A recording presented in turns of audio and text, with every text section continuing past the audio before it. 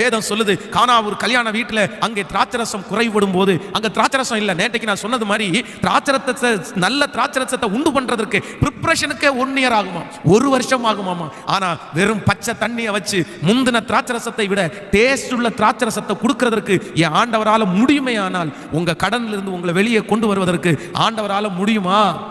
ஆண்டவரால முடியுமா?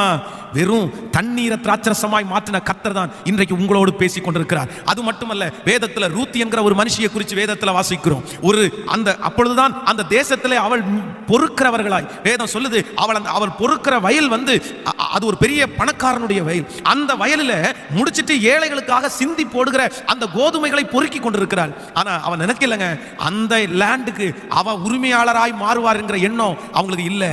ஆனா அதான் பிச்சை எடுக்க போனது போல அந்த லேண்டுக்குள்ள அதை பொறுக்கிறதுக்காக போறவங்க, கர்த்தர் அவன் மேல வச்சிருந்த ஒரு பெரிய தீர்மானம், அந்த லேண்டுக்கே அவங்கள சொந்தக்காரியா மாற்றினதான் என் கர்த்தர், என் ஆண்டவர். அப்படிப்பட்ட தெய்வம் உங்க வாழ்க்கையில் அற்புதத்தை செய்யாம இருப்பாரா?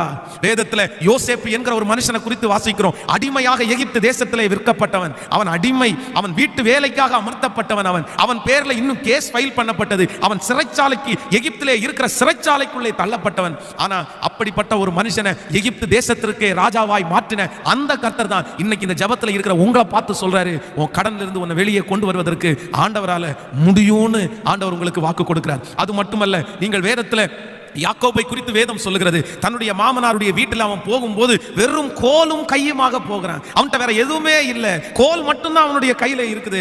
ஆனா அந்த யாக்கோபு சொல்லும் போது சொல்றாரு, ஆண்டவரே, நான் வெறும் கோலும் கையுமாக இந்த இடத்திற்கு வந்தேன். ஆனா இன்னைக்கு இவ்வளோ பெரிய பரிவாரங்களுக்கு தகப்பனா என்னை மாற்றினீரே, நீங்க தான்ப்பா இதெல்லாம் கொடுத்தது. கோலும் கையுமா போன ஒருத்தனை மிகப்பெரிய பரிவாரத்திற்கு தகப்பனா மாற்றின அந்த ஆண்டவர் தான் இன்னைக்கு உங்களை பார்த்து சொல்றாரு, மகனே, இந்த கடன்ல இருந்து நீ வெளியே வருவேன்னு நீ நம்பு. இப்படி செய்த ஆண்டவர் உங்களுக்கு செய்ய மாட்டாரா? உங்களுக்கு செய்ய மாட்டாரா? இன்றைக்கு இந்த ஆராதனை வேளையில கர்த்தர் உங்களுடைய நம்பிக்கையை தட்டி எழுப்ப விருப்பப்படுகிறார். ஈசாக்கை குறித்து வேதம் சொல்லுகிறது, பஞ்சமுள்ள காலத்திலே ஈசாக்கு அந்த தேசத்திலே விதை விதைத்து அவனை 100 மடங்கு ஆசீர்வதித்து சுற்றி இருக்கிற அத்தனை பேரும் ஈசாக்கினிடத்திலே வந்து நிச்சயமாய் கர்த்தர் உம்மோடு கூட இருக்கிறார் என்கிறதை கண்டோம் என்று சொன்னார்களே. ஈசாக்க பஞ்ச காலத்தில் ஆசீர்வதித்த கர்த்தர், ஈசாக்கை எல்லாரும் துரத்தினதற்கு பிறகும் அவனை நிர்மூலமாக்காமல் அவன் வெட்டின ஏசேக்கை தூத்து போட்டு, அவன் வெட்டின சித்னாவை தூத்து போட்டு, இனி இவன் விளங்க மாட்டான், இனி இவன் உருப்பட மாட்டான், இவன் இனி பிச்சைக்காரனா மாறிடுவான்னு அத்தனை கேராரூர் மேய்ப்பர் சொன்ன போதிலும் அவனை அந்த ஜனங்களுக்கு முன்பாக நிறுத்தி அழகு பார்த்த தெய்வம் தான் இன்னைக்கு உங்களோட பேசிட்டு இருக்கிறாரு. இந்த கடன்ல இருந்து நான் வெளியே வருவேன்ற நம்பிக்கை உனக்கு வேண்டும் மகனே, வேண்டும் மகனே.